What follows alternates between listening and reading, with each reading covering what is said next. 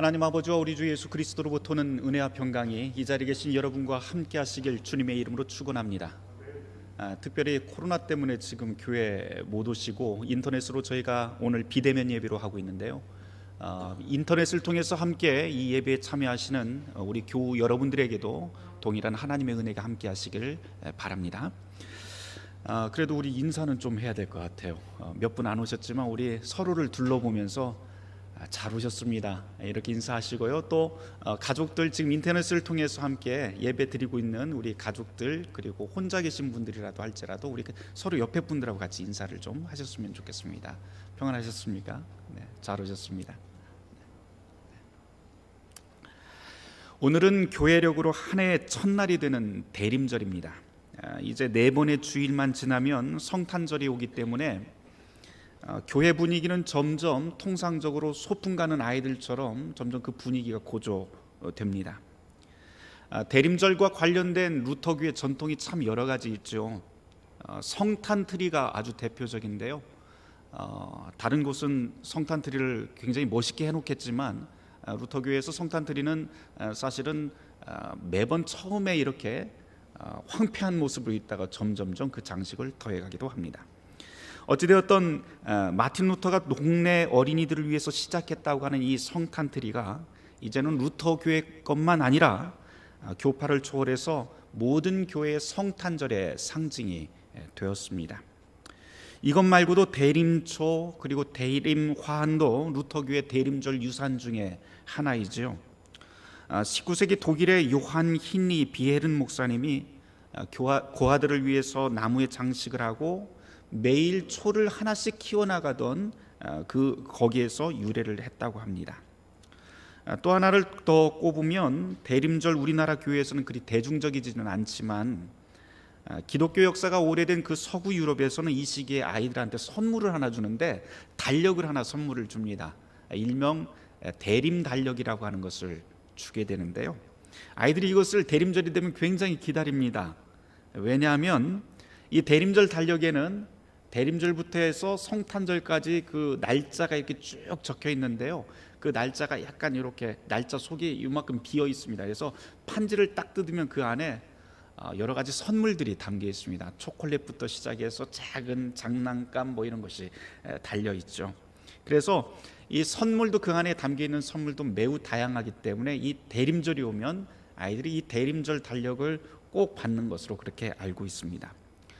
저희 교회에서도 어린아이들한테 어린이들에게 이 대림절이 되면 이 대림 달력을 꼭 선물하곤 합니다. 이것도 역시 19세기 루터교회에서 유래한 대림절 관습인데요, 원래 처음에 시작할 땐 아이들에게 성탄의 기쁨을 맛보게 하기 위해서 날짜를 이렇게 뜯으면 그 날짜 밑에 선물과 함께 무엇이 있냐면은 성구가 하나씩 적혀 있었습니다. 그래서 이 성구를 아이들이 함께 읽고 암송을 하든지 하게 되면 그 선물을 이렇게 주던 그런 교육적인 차원에서 이런 대림절 달력이 시작이 되었다고 합니다. 대림절이 되면 새해 첫날이기 때문에 여러 것이 많이 변하게 됩니다. 교회의 장식도 많이 변하게 되죠. 소망의 상징이라고 할 수 있는 보라색으로 교회가 이제 꾸며지기 시작합니다. 교회 배너, 초가 바뀌고, 대림절에는 이미 말씀드렸다시피 처음에는 황량하게 서 있는 성탄 트리가 세워진 다음에 매일 그 의미를 더하면서 하나씩 장식이 더해지게 됩니다. 이런 모습을 보면서 교인들은 이제 성탄이 우리에게 점점 가까이 오는구나 라고 하는 것을 이제 체감하게 되는 것이죠. 그렇게 대림절이라고 하는 것은 그리스도의 오심을 우리가 기억하고 그리고 기념하는 절기입니다. 그렇지만 오늘 대림절 예배를 함께 나누면서 반드시 우리가 기억을 해야 할 것은 그리스도가 우리에게 오시는 이 대림의 시간이 결코 그렇게 가슴 설레는 그런 기쁜 소식만큼은 아니다라고 하는 점입니다.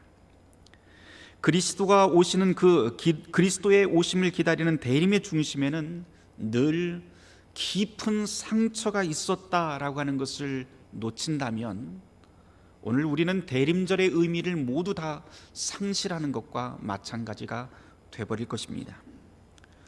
주님이 처음 이 땅에 오셨던 2000년 전에도 이스라엘 땅에는 아픔이 가득했지요. 땅은 로마의 식민자가 되었고 국민들은 자기의 권리를 빼앗기고 수탈당하던 상황이었습니다. 그때와 같이 지금도 역시 우리는 신음하고 쩔뚝거리는 우리 자신과 다 깨져버린 그 세계 한가운데 주님이 오시기를 기다립니다. 상하고 깨진 세상, 그리고 우리의 깨진 관계, 그 속에 주님께서 그 한가운데로 오셔서 우리의 모든 상처를 회복하고 위로하며 구원하실 그런 기대와 믿음을 가지고 주님을 기다립니다.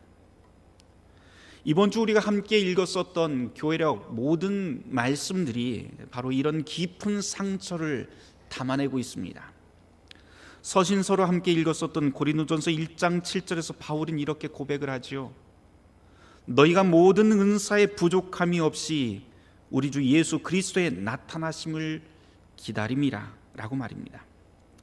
이 사도 바울의 고백, 주님이 오시기를 기다리는 이 고백의 이면에는 사실 고린도 교회에 함께 있었던 그 깊은 상처가 담겨 있습니다. 고린도 교회가 어떤 상황이었습니까? 그 안에는 교회 안에 팽배한 교인들의 갈등이 있었고 은사의 구별과 차별로 인해서 깊게 패인 교회의 상처가 바로 고린도전서 안에 담겨 있습니다. 거기서 바울은 이 모든 상처를 치유하고 교회를 사랑으로 하나로 만드실 그리스도가 간절히 오시게 되기를 그렇게 간절히 기다리고 있습니다.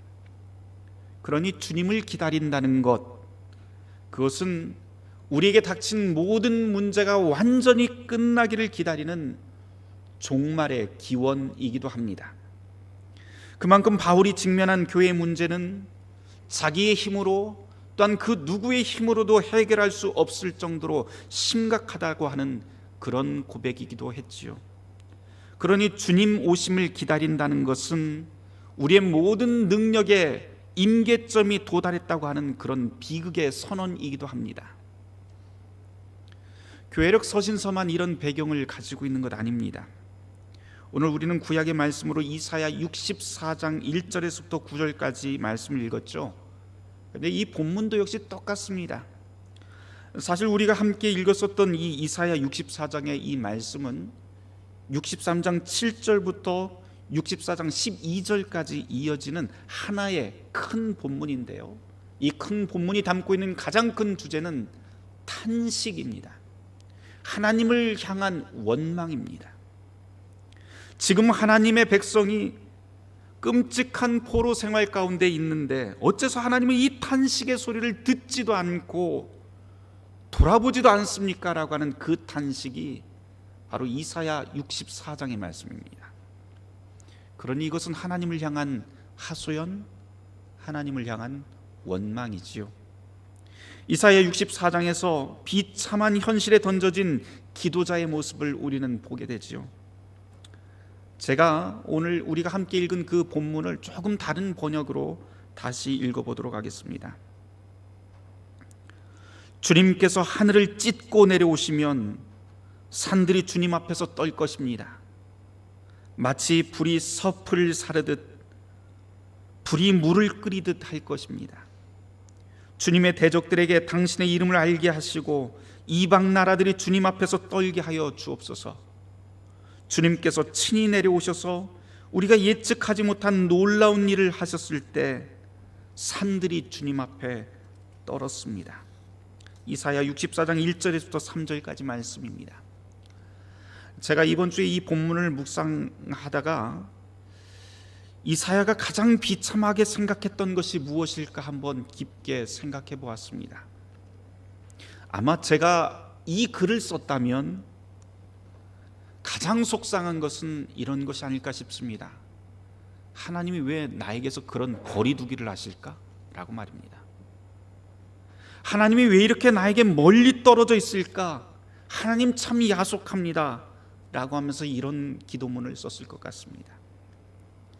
하나님의 거리두기가 속상한 것이죠.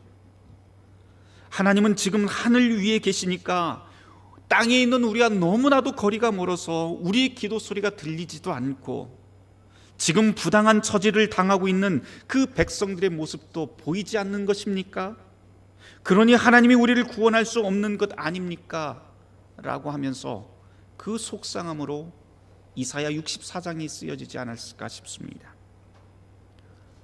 이사야 선지자의 속상하고 서운한 마음은 이것뿐이 아닌 것 같아요. 3절 말씀을 제가 가만 묵상하다 보니까 지금 이사야 선지자를 정말로 괴롭히고 있는 것은 옛 기억 때문인 것 같습니다. 이전에 하나님은 어땠어요? 이전에 하나님은 자기의 백성을 애굽에서 백성을 탈출시켰고 광야에서 인도하여 주셨고 외적에게서 그의 백성을 늘 지켜주시던 분입니다. 위험이 있을 때마다 세상을 뒤흔들어서라도 하나님의 백성을 지켜주시고 보호하시던 분이 이사야의 기억 속에 있었던 하나님이죠. 그런데 그렇게 옛날에 그 큰 힘을 가지고 당신의 백성을 보호해 주시던 그 하나님이 왜 지금은 음성도 들려주시지 않고 기도의 응답도 해주지 않으시고 나타나지도 않으시는 걸까요? 이사야 선지자의 애통은 바로 이런 것 아닐까요? 우리가 시편 80편의 말씀도 함께 교독을 했습니다. 이 시편 80장의 말씀도 바로 이런 상처와 불평이 그대로 묻어납니다. 1절, 2절 말씀을 제가 원문을 풀어서 다시 한번 읽어보면 이렇게 읽을 수 있을 것 같아요. 시편 80편 1절, 2절 말씀입니다. 아, 이스라엘의 목자요, 요셉 가문을 양떼처럼 인도하시는 이여, 귀를 기울이소서. 천사들 위에 좌정하신 이여, 에브라임과 베냐민과 므낫세 가문들 앞에서 햇빛처럼 나타나소서. 당신의 힘을 보이며 우리에게 오셔서 우리를 도우소서. 이 시편 80편을 묵상하다 보면 참 특이한 것 하나를 발견하게 됩니다. 무엇인가 하니 지금 시인은 하나님을 향해서 간구하는 것이 아니에요. 하나님 와주십시오 이렇게 요청하는 게 아닙니다. 그게 아니라 하나님을 향해서 명령을 합니다. 빨리 와야 됩니다. 빨리 오소서. 그러면서 계속 명령조입니다. 명령으로 시작해서 계속 명령하고 결국 명령으로 끝나는 것이 이 시편 80편의 특징입니다. 그런데 이 말을 뒤집어 보면 이런 말이 될 것 같아요. 시편 80편의 시인이 아무리 기도해도 하나님이 기도를 들어주지 않으니 이런 분통 터지는 시를 지은 것 아닐까요? 그런 현실 안에 지금 시인이 던져져 있다고 하는 것을 보여줍니다. 오늘 우리의 대림절은 어떤가요? 우리의 대림절도 이와 같습니다. 우리의 뜻대로 우리의 기도대로 되지 않고 있다고 하는 그런 답답함을 그대로 품고 나오는 시간이 사실은 대림절 예배의 가장 중심되는 주제가 됩니다. 주님 오심을 간절히 기다리는 사람은 사실 겉으로 보기에는 굉장히 신실한 것 같지만 그 신실함 속에는 하나님을 향한 불평과 배신감도 담겨 있습니다. 이것은 사실입니다. 주님 오심을 찬양하는 대림의 찬송 속엔 하나님을 향한 원망도 담겨 있기 마련입니다. 구원을 희망하지만 사실 아직 현실은 아닙니다. 이것이 대림절을 맞아 하나님 앞에 꺼내놓는 우리의 상처입니다. 2020년도를 돌아봅니다. 한 해를 우리가 어떻게 지나왔는지 알 수 없습니다. 인공위성을 쏘아 올리고 위대한 과학을 예찬하며 한없이 드높은 능력을 자랑하던 인간이 그깟 눈에 보이지 않는 바이러스 하나에 이리도 무참히 깨져버리는 것을 지난 한 해 우리는 생생히 체험했고 아직도 체험 중입니다. 사순절이라고 하는 그 절묘한 시간부터 이런 비참함이 시작되었다는 것은 도대체 우리에게 무엇을 가르치고 있는지 또한 우리는 다시 한번 되돌아봐야 합니다. 물론 과학적으로 사회학적으로 설명하실 분도 있겠지만 그리스도인인 우리는 하나님이 왜 이런 시련을 우리에게 주셨는지, 그리고 왜 우리에게 하나님은 아직도 침묵하고 계시는지, 우리의 간절한 기도에 즉각적으로 응답하고 계시지 않는지 진실하게 물어봐야 됩니다. 오늘의 상황은 사실 매우 안 좋습니다. 단지 매일매일 아침에 일일 확진자 숫자가 급증했다고 하는 그런 이유 때문만은 아닙니다. 하나님 당신이 창조한 세계 아닙니까? 하나님 당신이 형상으로 만든, 당신의 형상으로 만든 우리 아닙니까? 그런데도 어찌하면 이렇게도 무심하게 우리를 내버려 둘 수 있는지, 이런 잔인한 현실에 화가 납니다. 아무리 봐도 하나님이 우리를 구원하겠다고 하신 그 선한 약속과 이 땅의 잔인한 현실은 아무리 봐도 모순입니다. 사람들은 날이 갈수록 더욱 날카로워지고 파벌을 만들고 서로의 가슴에 못을 박으며 서로를 파괴합니다. 거기서 더 나아가 오늘만 살겠다고 하는 듯이 아랑곳하지 않고 하나님의 창조 세계 자연을 파괴하며 살아갑니다. 아이들이 뛰어놀 푸른 공간은 황폐해지고 식탁에 오른 해산물에선 미세 플라스틱의 농도가 점점 더 짙어집니다. 채소 하나, 생선 하나 고르는데도 이제는 맘 놓고 먹을 수가 없는 세상이 되어버렸습니다. 우리의 일터에서는 사람의 온기 대신 돈과 권력의 위력만 느껴집니다. 언론과 정치에서 보이는 벼랑 끝 전쟁은 도대체 무엇을 위한 싸움인지, 누구를 위한 싸움인지 의아하기만 합니다. 흔들리지 않는 신앙을 호기롭게 찬송하며 하늘 높이 벽돌을 올리던 교회는 그 사이에 말라 비틀어진 갈대처럼 코로나 앞에서 갈 길을 잃어버린 듯합니다.